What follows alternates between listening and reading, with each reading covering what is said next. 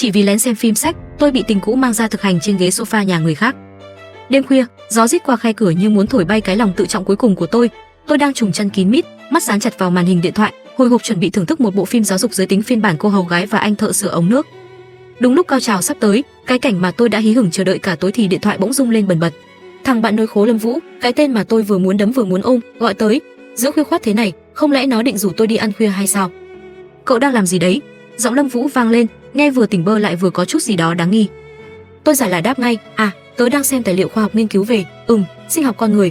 Cậu biết đấy, sinh viên là phải nâng cao tri thức. Nhưng trong đầu thì tôi đang gào thét, trời ơi, phiền vãi chưởng. Ngay lúc tớ sắp được khai sáng thì gọi làm quái gì không biết. Nghĩ vậy, tôi quyết định phải chơi chiêu thử xem thằng này gọi có ý đồ gì. Cậu biết idol Trương Cường không? Tôi bất thình lình hỏi, giọng tỉnh như sáo. Lâm Vũ bên kia ngớ người, chắc đang tưởng tôi bị dở hơi, ai cơ. Thì idol của tớ đấy, cậu thì cứ lo mà làm thiên thần ngoan ngoãn đi, về mà bú sữa mẹ, còn tới đây phải học hành chăm chỉ để đuổi kịp thần tượng. Tôi phán một câu rồi chuẩn bị cúp máy, hí hửng tưởng mình đã thắng thế. Ai ngờ, đầu dây bên kia bỗng vang lên một tràng cười lạnh lùng, kiểu như vừa phát hiện ra một bí mật động trời. Hay lắm nha, hiểu, tài liệu khoa học gì mà nét căng thế, phiên bản đặc biệt từ xứ sở hoa anh đào luôn hả? Để tớ đoán xem nào, là anh thợ sửa ống nước may mắn và cô chủ nhà quyến rũ, hay ông hàng xóm tốt bụng và cô bé mèo con ướt át đây? Tôi chết sững, cả người như bị sét đánh ngang tai. Cái gì? Sao nó lại biết? Làm sao mà thằng này lại nắm rõ kịch bản phim giáo dục của tôi thế? Tôi lắp bắp, cậu nói bậy gì đấy? Lâm Vũ tỉnh bơ, bậy gì chứ? Bộ phim cậu đang xem đang chiếu tuệt lên màn hình tivi nhà tớ đây này. Nửa đêm nửa hôm, cậu định khai sáng cho cả khu phố hay gì? Phiên bản cô hầu gái này đúng là đỉnh cao luôn ha. Tôi hoảng loạn nhìn sang tivi nhà Lâm Vũ qua màn hình video call. Trời đất quỷ thần ơi, đúng là bộ phim tôi định xem. Âm thanh thì rộn ràng, hình ảnh thì nóng hơn cả mùa hè. Mà sao nhìn quen quen thế này? Tôi nheo mắt, dí sát mặt vào màn hình, rồi chỉ muốn đào hố chui xuống đất ngay lập tức. Đó chính là bộ phim tôi mở, nhưng vì cái lý do chết tiệt nào đó, nó không hiện lên tivi nhà tôi mà lại chạy thẳng lên tivi nhà Lâm Vũ ở tầng trên. Ôi mẹ ơi, tôi thầm rên rỉ, mặt đỏ như tôm luộc. Hóa ra tôi đã chiếu nhầm phim sách lên tivi nhà thằng bạn thân. Đúng lúc tôi đang muốn độ thổ thì Lâm Vũ gọi một tiếng, giọng đầy drama, hiểu, nếu cậu tò mò thật thì qua nhà tớ đi. Tôi ngơ ngác, qua làm gì? Chỉ thấy nó cười đều trên màn hình, tớ xem cùng cậu, tớ cũng tò mò chút xíu. Thực ra đêm đó, thừa lúc ba mẹ đi vắng, tôi đã hí hửng lên kế hoạch tự thưởng cho mình một buổi học tập hoành tráng. Để tăng trải nghiệm, tôi còn mạnh dạn nạp hẳn tài khoản VIP để chiếu phim lên màn hình lớn, mơ màng về cảnh tượng sắc nét như ở rạp. Ai ngờ điện thoại báo chiếu thành công mà tivi nhà tôi cứ im lìm không một động tĩnh.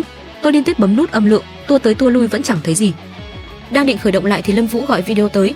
Giờ này đáng lẽ nó đang cày game với hội bạn, sao lại rảnh rỗi thế? Vừa kết nối, tôi đã thấy mặt Lâm Vũ nhìn tôi với ánh mắt kiểu cậu chết chắc rồi. Xa xa còn nghe loáng thoáng tiếng ai đó khóc lóc, tôi tưởng là hiệu ứng game nên chẳng bận tâm. Cậu làm gì mà tỉnh thế? Tôi giả bộ hỏi. Tớ đang xem tài liệu khoa học, mở mang tầm nhìn, nâng cấp nhân sinh. Cậu cũng nên học hỏi tớ đi, đừng suốt ngày game với bóng rổ, vừa tầm thường vừa nhí nhố. Lâm Vũ cười khẩy hai tiếng rồi không nói không rằng, xoay camera chiếu thẳng vào tivi nhà nó. Hay ho chưa? Tài liệu sinh học gì mà nóng bỏng thế? Phiên bản hoa anh đào đúng gu cậu luôn. Nói đi, là anh thợ sửa ống nước hay cô bé mèo con ướt át đây? Tôi trợn mắt nhìn tivi nhà nó. Đúng là bộ phim tôi chọn, âm thanh sống động, hình ảnh thì ôi thôi không dám tả. Tôi dí sát mặt vào màn hình rồi chỉ muốn ngất xỉu tại chỗ. Đúng là phim tôi mở nhưng sao nó lại chạy nhầm sang nhà Lâm Vũ? Tôi run như cầy sấy, mặt đỏ bừng lắp bắp, Lâm Vũ, nghe tớ giải thích. Nó chuyển lại camera, gương mặt đẹp trai nhưng đầy gian xảo, cười nửa miệng nói, đi, tớ rửa tay nghe đây. Tôi gượng gạo, thì tớ chỉ tò mò chút thôi, tò mò trong sáng ấy mà. Lâm Vũ bĩu môi, tò mò, mấy thằng trong phim đó có ai bằng tớ đâu, xem họ làm gì, ngắm tớ đây này, vừa miễn phí vừa chất lượng. Tôi hừ một tiếng, tự luyến vừa thôi cha nội, nhưng mắt tôi vẫn lén liếc nhìn nó. Mới tắm xong, tóc ướt dính vào trán, nhìn đúng chuẩn soái ca phim thần tượng. Tôi với Lâm Vũ lớn lên cùng nhau, từ hồi nó ngã sấp mặt hồi mẫu giáo đến lúc khoe cơ bắp trên sân bóng thời cấp 3, tôi đều chứng kiến. Giờ lên đại học, nó thành hot boy, gái theo cả đàn. Nếu nó mà làm ngôi sao mạng, chắc chắn sẽ hút fan hơn cả diễn viên phim giáo dục. Ngẩn ngơ gì đấy? Lâm Vũ cắt ngang dòng suy nghĩ của tôi. Tớ đang suy ngẫm triết lý nhân sinh. Tôi chống chế. Nó cười lười biếng, thôi ngủ đi. May mà phim cậu chiếu nhầm vào tivi phòng tớ, chứ nhầm ra phòng khách, ba mẹ tớ mà thấy thì cậu chỉ có nước chuẩn bị quan tài. Tôi gãi đầu xấu hổ, biết rồi. Chuẩn bị cúp máy, tôi thề từ nay chỉ dám trùng chân xem lén. Nhưng đúng lúc đó, Lâm Vũ gọi giật lại, hiểu, tò mò thật thì qua nhà tớ. Tôi ngơ ngác, qua làm gì? Nó cười đều, xem cùng tớ cũng tò mò chút. Thế là tối đó, tôi xỏ dép lê, lén lút chạy sang nhà Lâm Vũ. Ba mẹ nó ngủ say như chết. Tôi chui tọt vào phòng nó, nơi mà từ nhỏ tôi đã làm bài tập, xem phim hoạt hình, thậm chí từng tè dầm vài lần hồi bé, đúng chuẩn ngôi nhà thứ hai. Tôi kéo ghế ngồi xuống, mắt sáng rỡ, vừa thẹn lại vừa phấn khích. Dù gì cũng bị lộ bản chất mê trai và mê phim sắc, tôi quyết định chơi tới bến. Lâm Vũ liếc tôi, ho khan một tiếng, cậu chắc muốn xem thật hả? Ừ, cậu không tò mò à? Tớ tò mò chết đi được. Vậy cùng xem, cùng học hỏi. Nó nhếch môi, để tớ xin link từ bạn. Thôi khỏi cần, tớ có sẵn rồi. Chính cái bộ lúc nãy đấy. Tôi hí hửng lôi điện thoại ra, khoe như vừa đào được kho báu. Lâm Vũ nhướng mày, giọng tỉnh bơ, chiếu lên TV đi, xem cho đã. Tôi lập tức xua tay như đuổi tà, mắt lườm lườm, điên à? Lỡ chú Lâm dậy đi tè đêm, thấy cảnh này thì sao? Không kịp tắt là toi cả lũ. Ngồi dưới gầm bàn, đeo tai nghe kín đáo mà coi.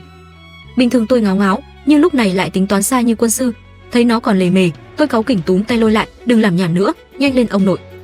Rồi, gấp cái gì mà gấp? Lâm Vũ lườm tôi một cái rồi lết xác ngồi xuống cạnh. Không gian dưới gầm bàn chật như cái lỗ mũi, tôi phải co chân lại, thế là vô tình cọ vào đùi nó.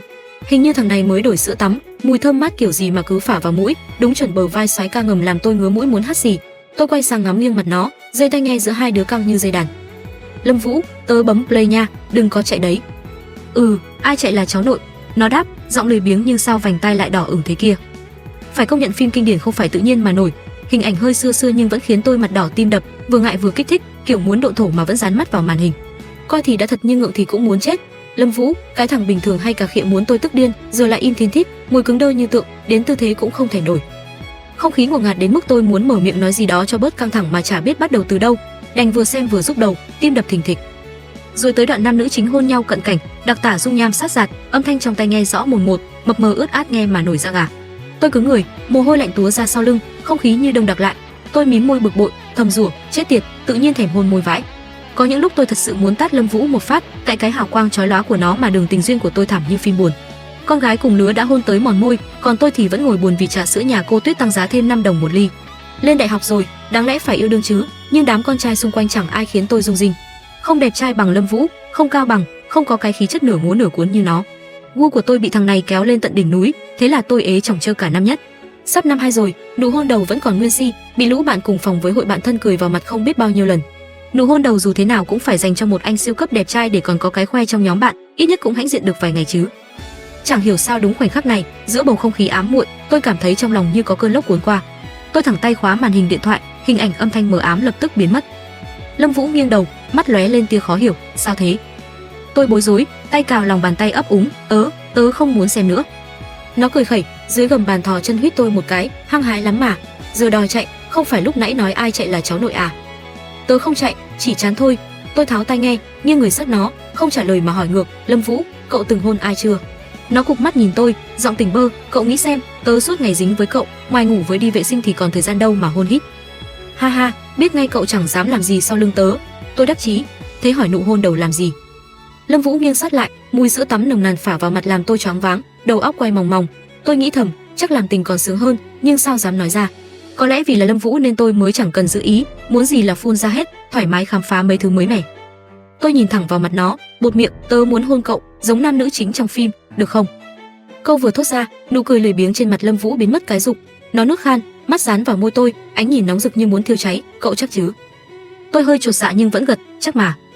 Giọng nó trầm xuống, mắt khóa chặt tôi, sao lại muốn hôn tớ? Thì muốn biết cảm giác thôi. Nhưng sao phải là tớ? Cậu định hỏi cả vạn câu vì sao à? Tôi bực mình đạp nó một phát, ngoài cậu thì tớ còn ai để thử. Quan hệ tụi mình thân thiết thế này, hôn một cái thì có gì to tát. Hồi bé tớ còn lột quần cậu bắt nạt, liêm sỉ mất từ đời 8 hoánh rồi. Lâm Vũ khựng lại, mắt thoáng tỉnh táo rồi bỗng nổi gân, huyệt thái dương giật giật. Giây sau, nó thô bạo đẩy mặt tôi ra, xích hất tôi lăn khỏi ghế, thử cái đầu cậu, biến về ngủ đi. Tôi ngớ người gào lên, mẹ nó, Lâm Vũ chết tiệt, nhắc vụ lột quần là cậu lật mặt liền. Nó hừ lạnh, tớ là diễn viên hí kịch, đổi mặt là nghề, biến mau không tớ đạp ra ngoài. Đi thì đi, dám làm tôi cụt hứng, đồ bông mềm. Tôi giơ ngón giữa, tức tối đứng dậy, nhưng vừa quay lưng đã bị nó kéo lại. Chờ đã, cái gì? Xe tông tường mới chịu dừng à? Nước mũi chảy vào mồm mới chịu khạc à? Tôi gắt. Lâm Vũ mặt lạnh tanh, giật lấy điện thoại tôi, bấm vài cái rồi nhét lại vào tay tôi. Đống phim tài liệu kia tớ xóa hết rồi, sau này bớt xem mấy thứ đó đi. Rồi không chút nể nang, nó đuổi tôi thẳng cổ ra cửa. Về nhà, tôi tức đến mức muốn bốc khói, nằm vật ra giường, tưởng tượng cảnh đấm đá Lâm Vũ tay tua. Tôi thề, trước khi quay lại trường mà nói một câu với nó, tôi là cún con. Đang lồng lộn tìm cách khôi phục đống phim bị xóa, mạng xã hội bỗng rung chuông thông báo điên cuồng. Mở ra xem, hóa ra nhóm bạn cấp 3 rủ nhau đi học nấu ăn. Lúc đầu tôi định từ chối nhưng thấy Thiên Bảo nhắn sẽ tham gia, tôi lập tức phấn khích như trùng số. Thiên Bảo, nam thần cấp 3 của tôi, bạn thân của Lâm Vũ, kiểu người ấm áp, phong độ, khí chất ngút trời, độ hot chỉ thua Lâm Vũ một chút. Tôi từng thầm thương trộm nhớ cậu ấy cả một thời. Hồi đó, tôi liều mạng nhờ Lâm Vũ chuyển hộ bức thư tình, nhưng đợi mãi chẳng thấy hồi âm, buồn muốn khóc. Thiên Bảo, cái tên ấm áp như nắng mai, phong độ người người, khí chất hơn người, chỉ thua Lâm Vũ một bậc trên bảng xếp hạng soái ca trường tôi. Tôi từng thầm thương trộm nhớ cậu ấy suốt mấy năm cấp 3, crush đến mức tim đập chân run. Hồi đó, tôi liều mình gói ghém hết can đảm, nhờ Lâm Vũ chuyển hộ một lá thư tình viết bằng mồ hôi nước mắt, nhưng đợi mãi chả thấy hồi âm. Không một tin nhắn, không một ánh mắt, im lặng tức là từ chối. Thế là tôi thất tình, khóc lóc như cái loa hỏng, nước mắt chảy thành sông. Đã thế, cái thằng khốn Lâm Vũ còn đứng cạnh cà khịa, thằng đó không đời nào thích cậu đâu, tỉnh mộng đi. Sau đó Thiên Bảo không thi đại học mà bay sang nước ngoài du học, tôi cũng dần nguôi ngoai, xếp mối tình đầu ngây thơ ấy vào góc ký ức. Ai ngờ hè này cậu ấy đột nhiên về nước, tình xưa trong tôi bùng cháy như củi khô gặp lửa, tim đập thình thịch, tay lại làng gõ ngay vào nhóm chat, tớ đi, thêm tớ vào. Nhưng đúng lúc ấy, cái thằng Lâm Vũ chết tiệt cũng nhảy ra, giọng lười biếng như mọi khi, tớ cũng đi. Thế là nhóm chat nổ tung, toàn bộ chủ đề xoay quanh Thiên Bảo và Lâm Vũ. Đột nhiên có đứa hỏi, hai ông có bồ chưa? Lâm Vũ đúng kiểu kín như bưng, lờ câu hỏi rồi lặn mất tăm, còn Thiên Bảo một lúc sau nhắn, chưa có. Tôi lập tức lăn lộn trên giường, hét lên trong lòng, còn cơ hội, trời ơi, còn cơ hội. Ngày tụ tập, tôi dốc hết vốn liếng nhan sắc, chọn cái váy xinh xắn ôm sát, trang điểm kỹ càng, môi đỏ má hồng, tóc uốn lọn sóng buông lời.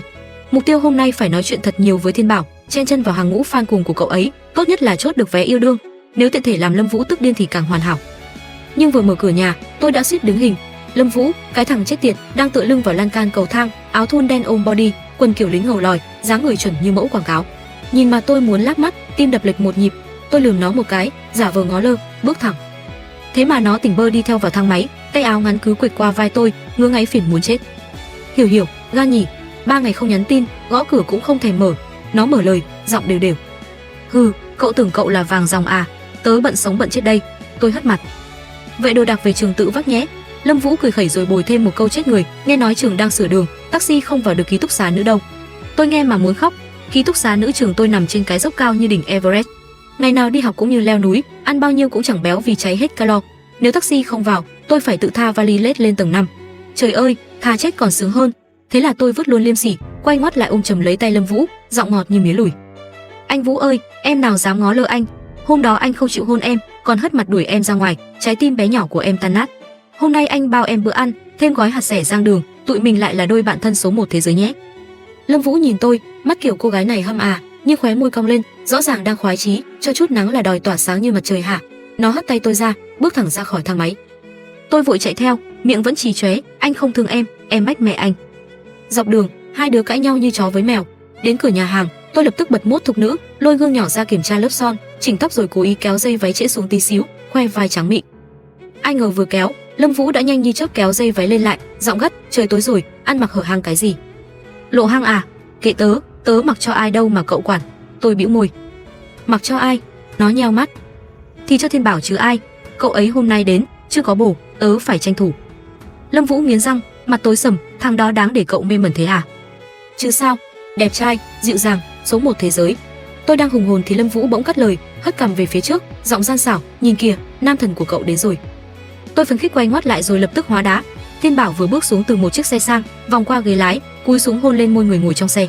Một nụ hôn ngọt ngào, ánh mắt dịu như nước hồ thu, mà người lái xe là một anh chàng cũng đẹp trai nốt. Tôi đứng như trời trồng, miệng há hốc, não bộ lỗi hệ thống. Lâm Vũ bên cạnh cười khoái chí, huých vai tôi, thấy chưa, nam thần của cậu có bạn trai rồi, còn số 1 thế giới không? Tôi lết xác vào phòng bao, ngồi phịch xuống ghế, mắt dán vào Lâm Vũ và Thiên Bảo đang nói chuyện rôm rả. Trái tim thiếu nữ của tôi từng rung rinh vì crush, giờ tan tành như cốc thủy tinh rơi xuống sàn, keo 502 cũng bó tay. Tôi cứ tưởng cậu ấy không thích tôi vì gu không hợp, ai ngờ người ta không thích con gái. Thật sự không có bạn gái vì có bạn trai rồi. Trời ơi, có nên bay sang Thái đặt lịch phẫu thuật không? Hay để cái phần cơ thể không tồn tại kia tồn tại một lần cho biết? Tôi rưng rưng, lòng đau như ngàn con ngựa hoang dẫm đạp. Đang thảm sầu, Lâm Vũ ngồi cạnh gõ bàn trêu ngươi, ủa, mới tí drama mà đã đơ như cây cơ à? Tôi nghiến răng lườm nó, cậu biết từ hồi cấp 3 đúng không? Biết chứ, biết mà không nói, để tớ lao đầu tỏ tình xấu mặt, đồ khốn. Lâm Vũ nhếch môi, chuyện người ta thích ai là riêng tư, tớ nói ra kiểu gì? Cậu muốn tớ biến thành đứa nhiều chuyện à? Ngẫm lại, nó nói cũng đúng, chuyện giới tính không phải để mang ra đùa. Thôi tha cho cậu lần này, nhưng lá thư tình thì sao? Có được không? Tớ nghi cậu nuốt luôn rồi, đồ vô liêm sỉ. Nó cười đều, đừng vu oan, tớ là người có đạo đức. Thư đưa tận tay, nhưng Thiên Bảo với bạn trai quen nhau lâu rồi, hạnh phúc lắm, cậu đừng mơ chen chân làm kỳ đà. Tôi thở dài buồn thiểu, biết rồi, tớ đâu thấp kém đến mức phá hoại tình yêu người ta. Dù sao nam thần không thuộc về tớ thì mấy đứa con gái khác cũng đừng hòng. Nghĩ thế, lòng tôi bớt đau tí, thở dài một cái, cố gạt đi nỗi buồn, quyết không thèm liếc Thiên Bảo thêm lần nào. Nhưng rồi một tia sét lóe lên trong đầu, sáng rực như pháo hoa đêm giao thừa. Tôi quay ngoắt sang Lâm Vũ, mắt trợn tròn như vừa phát hiện bí mật động trời. Lâm Vũ bị tôi nhìn đến ngớ người, tay cầm ly nước khựng giữa không trung, lại bày trò gì nữa, có gì phun ra mau. Tôi nhích sát, nháy mắt gian xảo, giọng thì thào như sắp tung cú drama, nếu Thiên Bảo thích con trai, mà cậu với cậu ta thân như keo sơn thế, cậu không yêu đương, không tán gái, đừng nói cậu cũng thích con trai nhà. Lâm Vũ cười lạnh từng tiếng một, nghe mà dùng cả sống lưng. Đặt ly nước xuống, Lâm Vũ thò tay bóp gáy tôi, kéo đầu tôi sát mặt nó, giọng bình thản nhưng tóe lửa, cái vụ hôm trước cậu đòi hôn ấy, giờ anh đồng ý, để anh cho cậu biết anh thích con trai hay con gái. Buổi tụ họp vẫn rôm rả, Lâm Vũ buông tôi ra lại tình bơ tán gẫu với mọi người, như thể câu muốn hôn vừa nãy chỉ là kiểu trời hôm nay đẹp hà. Tôi ngồi im cắm mặt ăn cơm, thầm chửi cái mồm ngu ngốc của mình, chọc gì mà chọc tới mức bị quăng cho câu tỏ tình muốn xỉu. Đùa hay thật đây? Nếu đùa, tôi thở phào nhưng sao lòng lại hụt hẫng. Nếu thật, mặt tôi nóng rát, tim đập thình thịch, ngồi không yên, cơm nuốt không trôi, đầu óc quay mòng mòng. Thế là tôi nốc thêm mấy ly rượu để bớt run, uống đến mức tai ù, chẳng nghe nổi ai nói gì, cười gì.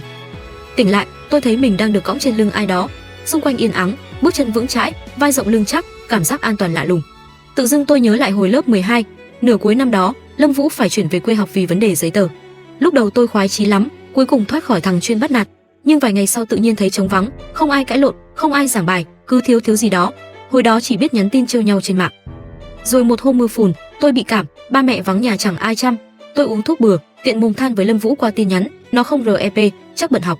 Ai ngờ hôm sau giờ ra chơi, bạn cùng bàn hớt hải kéo tôi, có người tìm cậu ngoài hành lang kìa. Tôi lau mũi lết ra, thấy Lâm Vũ đứng đó, áo khoác ướt sũng, quần đồng phục trường khác, cổ áo dựng lên, gió thổi lật lật. Mặt nó đẹp trai cháy bỏng, nhìn mà tôi ngẩn tò te, cậu làm gì ở đây? Trường cậu nghỉ à? Nó không nói, thò tay vỗ đầu tôi, đơ ra làm gì? Mang thuốc cho cô nương vùng sâu vùng xa đây, uống xong ngủ sớm, toán không hiểu thì chụp gửi tôi giảng qua voice. Tôi ngơ ngác cầm túi thuốc, nhìn tóc nó ướt mem vì mưa, đôi mắt đen thẫm lười biếng mà lém lỉnh. Tôi đi đây, còn kịp về học. Đợi đã, tôi hít mũi ngước lên. Lâm Vũ, hôm nay cậu lạ lắm. Lạ gì? Lạ là đẹp trai mà còn ấm áp nữa. Nó cười khẩy, mắt cậu chữa khỏi rồi à? Hết mù chưa? Đúng là đồ lưỡi rắn, dịu dàng 10 phần thì nó giữ 1 phần, 9 phần để cà khịa. Tôi tức mình dẫm bừa lên giày nó, bùn bắn tung tóe. Ai ngờ nó chẳng giận, còn cười tươi như Tết, thì tốt, cùng vào đại học. Rất là tôi ném cậu vào thùng rác, rồi nó quay lưng chạy vội đuổi xe khách, bóng lưng cao gầy vội vã. Bóng lưng ấy vừa khớp hoàn hảo với cái lưng đang cõng tôi lúc này, khiến tôi thấy yên lòng lạ. Sáng hôm sau, tôi rửa mặt qua loa, mặc mẹ la phóng thẳng lên nhà Lâm Vũ. Cô Lâm mở cửa, đang bận xem phim truyền hình, tôi chào vội rồi lao vào phòng nó. Cửa khép hờ, tưởng nó chơi game. Tôi đẩy cửa xông vào, ai ngờ đụng ngay cảnh Lâm Vũ vừa tắm xong, nửa thân trên trần trụi, nửa dưới chỉ mặc cái quần thể thao xám. Trời ơi, ai nói đàn ông mặc quần xám sát thương ngang phụ nữ mặc vớ ren đen, đúng là bá đạo. Lâm Vũ cũng sững người rồi vội vàng lục tủ tìm áo, nhìn bình tĩnh mà tay chân lóng ngóng. Tôi gãi mũi, giả vờ tỉnh, sáng sớm tắm làm gì? Nóng à? Nó liếc tôi, mặc áo vào, đổ mồ hôi. Không khí ngượng ngùng kỳ kỳ, tôi phải phá tan cái vibe này, bèn cảm thán, Lâm Vũ, cậu càng ngày càng ngon, còn hot hơn nam chính mấy phim tài liệu tớ xem. Nó khựng lại, giọng âm trầm, cảm ơn cậu sáng sớm mò lên chọc tức tôi. Nói đi, kiếm tôi làm gì? Tôi tiến lại gần, xoắn tay áo, giả bộ ngại ngùng, chuyện hôm qua, cậu nói muốn hôn để chứng minh không cong, thật hả? Không thật, tôi thẳng như cột điện, khỏi lo. Mẹ nó lại giỡn, tôi hậm hực, thôi cậu không thử thì tớ tìm người khác. Tôi xoay người định đi, nhưng vừa mở cửa, lưng bị ấn mạnh. Rầm, cửa đóng sầm. Lâm Vũ nghiến răng, mẹ nó, hôn thì hôn, được chưa? Tôi với Lâm Vũ ngồi trên giường nó, ngoài kia là tiếng cô Lâm cười khanh khách xem phim, trong phòng, hai đứa mặt đối mặt im re. Cảnh này y chang tối xem phim tài liệu, chỉ khác là lần này vành tai Lâm Vũ đỏ rực, biểu cảm cục xúc hơn mọi khi. Tôi chọt chân nó tò mò, cậu chủ động hay tớ? Bình thường ai chủ động? Chưa hôn bao giờ, biết sao nổi, hay xem lại phim tài liệu kiếm cảm hứng. Lâm Vũ hít sâu như kìm nén cơn bão, xem cái đầu cậu, im mồm đi. Tôi hí hửng nhìn nó từ từ nghiêng người tới, tay chống giường, cơ bắp săn chắc, gân xanh nổi rõ, nhìn cục xúc mà sao gợi cảm thế. Trong lúc tôi mơ màng, nó khẽ hôn lên môi tôi, thằng cha mồm độc như rắn mà môi mềm bất ngờ làm tim tôi muốn nổ tung. Vừa chạm đã rời nhanh như chớp, tôi còn chưa kịp cảm nhận thì Lâm Vũ đã ngồi bật dậy, giọng khàn khàn, yết hầu trượt lên xuống như đang nuốt cơn bão. Hôn xong rồi, không phục, tôi gào lên, mặt hậm hực, tớ nói hôn môi, không phải hôn má gà mổ. Hôn môi, mơ đi. Lâm Vũ liếc tôi, mắt lạnh như băng, xa lạ đến mức làm tim tôi hững một nhịp. Đó là để dành cho bạn gái tao. Cậu là bạn gái tao à? Không đúng không? Vậy tao hôn cậu làm quái gì? Hôm đó Lâm Vũ nhất quyết không chịu hôn nữa, mặt đen xì như chảo cháy. Cô Lâm gõ cửa, tưởng hai đứa cãi nhau, còn ngó vào dò xét. Bạn gái? Lâm Vũ nhìn thì cả lơ phất phơ, nhưng trong lòng nghiêm túc vãi, giữ mình trong sạch như chai nhà lành. Ai làm bạn gái nó chắc được nâng niu như công chúa, chiều chuộng tới tận trời. Còn tôi, bạn gái cái nỗi gì? Nếu nó có bồ, chắc sẽ dần xa tôi đúng không? Chẳng còn bị tôi lôi dậy nửa đêm đi ăn khuya, chẳng cùng xem phim tài liệu, cũng không tha vali hay mua thuốc cho tôi nữa. Tình bạn sao đấu nổi tình yêu. Nghĩ thế, lòng tôi trùng xuống. Cảm giác trống trải hồi lớp 12 khi nó chuyển trường lại ùa về, thảm không tả nổi. Mấy ngày cuối kỳ nghỉ hè, tôi giúp trong nhà trả buồn đùa giỡn với Lâm Vũ. Nó cũng chẳng tìm tôi, thi thoảng chỉ thấy bóng nó chơi bóng rổ ở sân khu tập thể, hoặc lướt qua lúc đi dạo sau bữa tối nhưng mặt lạnh te như người dưng. Đến ngày về trường, nó chỉ giúp tôi xách vali lên ký túc xá rồi quay lưng đi thẳng không một lời. Tôi đứng ngơ ngác hụt hẫng. Bạn cùng phòng tò mò, cậu với Lâm Vũ cãi nhau à? Không, chỉ là nên giữ khoảng cách. Dù sao nó cũng sẽ có bạn gái, tụi tớ sớm muộn thành người dưng thôi. Bạn bè thì ra dáng bạn bè chứ. Bạn cùng phòng trợn mắt, hả? Tớ tưởng hai đứa mập mờ sắp tỏ tình tới nơi rồi, ai ngờ cậu bảo chỉ là bạn. Tôi uể oải, mập mờ gì? Từ nhỏ tới lớn, nó chọc tớ, tớ nổi khùng, tớ chọc nó đánh tớ, suốt ngày như chó với mèo, lớn mới bớt tí. Bạn cùng phòng ngớ ra, không đúng. Lâm Vũ nhìn cậu, mắt tóe lửa, cậu không thấy hả? Đẹp trai như nó rảnh đâu mà nửa đêm tha trà sữa, KFC cho cậu, lúc nào cũng quấn lấy cậu. Chơi bóng chỉ uống nước cậu đưa, không phải thích thì là gì? Đặt vào thằng khác, chắc đã tính mua nhà gần trường cho con học rồi. Tôi thở dài, thích cái đầu cậu không biết đâu, hồi cấp 3, nó nói thẳng với người ta là không thích tớ. Cái gì? Bạn cùng phòng sốc nặng. Tôi càng thảm thật, bên cạnh có thanh mai trúc mã như nó, hồi trẻ trâu thích nó là bình thường. Nhưng lớp 10, vì tụi tớ hay trí chóe, cô giáo tưởng yêu sớm gọi nó vào văn phòng. Tớ đẩy cửa nghe nó lạnh lùng nói, thưa cô, bạn ấy không thích em, tụi em không yêu sớm. Tớ đau lòng, thu lại mớ tình cảm, quay sang mê thiên bảo, ai ngờ cuối cùng chả vớ được ai, hận đời. Lời bạn cùng phòng làm tôi tệ hơn, nằm bẹp trên giường, mở khung chat với Lâm Vũ, vừa buồn vừa uất, lỡ tay chọt nhầm vào avatar nó, Lâm Vũ lập tức gửi dấu hỏi chết chóc. Tôi ngượng giải thích, bấm nhầm. Nó đáp, không, ý tớ là cậu là ai thế? Biết ngay nó cố tình cà khịa vì mấy hôm tớ bơ nó chịu hết nổi. Tôi lăn xả xin lỗi, tớ sai rồi, đừng chiến tranh lạnh nữa, mai tớ mời ăn được không? Lâm Vũ cuối cùng xuôi, mai bận tranh lớp tự chọn. À đúng, cậu chọn lớp bóng rổ với tớ không? Tôi nhắn, hơi ngạc nhiên, cậu ghét bóng rổ mà. Thì muốn chơi với cậu, có cậu dạy môn này chắc ăn. Tôi cố tình làm nũng, Vũ ca ca, anh đỉnh nhất luôn. Nó đáp, cút. Chiến tranh lạnh chấm dứt, tôi ôm điện thoại, thở phào nghĩ bụng, không thích thì thôi, ít ra tụi tớ vẫn là bạn thân. Tôi với Lâm Vũ trở lại bình thường, ngày nào cũng cãi nhau chí chóe trên mạng, nhưng khai giảng bận rộn, phòng nam nữ xa nhau nên mãi chưa hẹn được bữa ăn. Lần gặp lại là tiết bóng rổ tự chọn đầu tiên, tôi vừa đến sân đã thấy Lâm Vũ đứng đó ném bóng với mấy thằng bạn, thoải mái, phong thái lười biếng mà hút hồn. Nhìn quanh, tôi sốc vì lớp này toàn nữ xinh xinh như hoa. Chậc, cái tên này vẫn là thỏi nam châm hút gái. Lâm Vũ bất ngờ quay lại ném bóng cho người khác, bước tới khoác tay lên vai tôi nặng, nóng hổi. Tóc tôi vừa buộc bị nó làm rối tung, thảm không nỡ nhìn. Tớ thành mô hình tí hon của cậu rồi, tôi gào. Không muốn làm mô hình à? Muốn học bóng rổ không? Nó vừa nói vừa bóp đầu tôi, tóc rối như ổ quạ. Kiểu này bảo nó thích tôi ai tin nổi. Tôi hất tay nó, tức tối cột lại tóc. Lâm Vũ đứng nhìn, mắt dán vào tôi như thể việc buộc tóc là một show diễn đỉnh cao. Sao nhìn hoài thế? Muốn mượn cái này à? Dây chun trên cổ tay cậu. Tôi bối rối tháo đưa nó, cậu làm gì? Buộc tóc à? Đừng nói buộc lông chân nhé. Kệ tớ, đi điểm danh. Nó kéo tôi đi, dây chun đen nổi bật trên tay, tai đỏ ửng. Lớp tự chọn thoải mái, thầy nói yêu cầu cuối kỳ rồi cho tự chơi. Lâm Vũ kéo tôi ra góc ít người, bắt đầu dạy bóng rổ, tuôn một tràng thuật ngữ làm tôi hoa mắt. Tôi thầm chửi, sao mình chịu nắng nóng lết xác theo thằng khốn này, sao không chọn lớp thư giãn, nhưng đã lỡ chọn, đành cắn răng tập.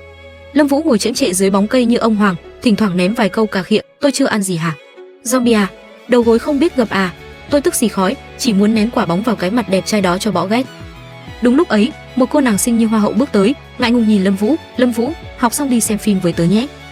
Tôi nghĩ bụng đi chứ sao không đi, nhưng Lâm Vũ nhấc tay, để lộ cái dây chun hồng phấn có hình trái tim trên cổ tay, giọng tỉnh bơ, tớ bận rồi, cậu nghĩ sao?